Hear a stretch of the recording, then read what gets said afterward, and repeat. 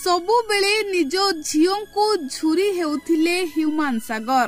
ଦର୍ଶକ ବନ୍ଧୁ, ହ୍ୟୁମାନ ସାଗରଙ୍କ ଭିତରେ ଲୁଚି ରହିଥିଲା ଅନେକ ଦୁଃଖ।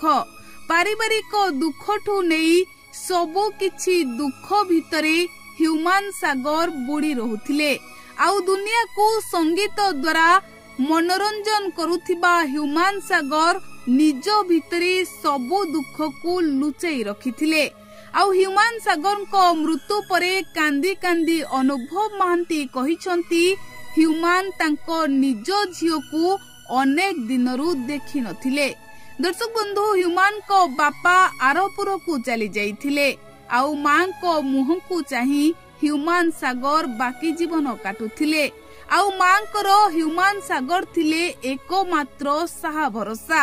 ଆଜି ଯେତେବେଳେ ହ୍ୟୁମାନ ସାଗର ଆରପୁରକୁ ଚାଲି ଯାଇଛନ୍ତି, କଇଁ କଇଁ ହୋଇ ପାଗଳି ଭଳି କାନ୍ଦୁଛନ୍ତି ହ୍ୟୁମାନ ସାଗରଙ୍କ ମା। ଧନରେ ତୁ କୁଆଡେ ଗଲୁ, ପାଗଳାରେ ତୁ କୁଆଡେ ମତେ ଛାଡି ଚାଲିଗଲୁ ବୋଲି କହି କାନ୍ଦି କାନ୍ଦି ଚେତା ହରାଉଛନ୍ତି ହ୍ୟୁମାନ ସାଗରଙ୍କ ମା। ଦର୍ଶକ ବନ୍ଧୁ, ହ୍ୟୁମାନ ସାଗରଙ୍କୁ ତାଙ୍କ ମା ବହୁତ ଅଧିକ ଭଲ ପାଆନ୍ତି। ହେଲେ ହ୍ୟୁମାନ ଏତେ ଶୀଘ୍ର ମାଙ୍କୁ ଏକା କରି ଆରପାରିକୁ ଚାଲିଯିବେ ତାହା ମା କେବେ ବି ଭାବି ନଥିଲେ। ଗତ ରାତିରେ ପୁଅର ମୃତ୍ୟୁ ଖବର ଶୁଣିବା ପରେ ମା ବାୟାଣୀ ଭଳି ମୁଣ୍ଡ ବାଡେଇ କାନ୍ଦୁଛନ୍ତି। ଆଉ ସାରା ଓଡ଼ିଶାବାସୀ ଏବେ ହ୍ୟୁମାନ ସାଗରଙ୍କୁ ଝୁରି ହେଉଛନ୍ତି। ଆଉ ସମସ୍ତେ କହୁଛନ୍ତି ହ୍ୟୁମାନ ସିନା ଚାଲିଗଲେ, ହେଲେ ନିଜ ଦୁଃଖକୁ ଅନ୍ୟ ଆଗରେ ପ୍ରକାଶ କରିଲେ ନାହିଁ।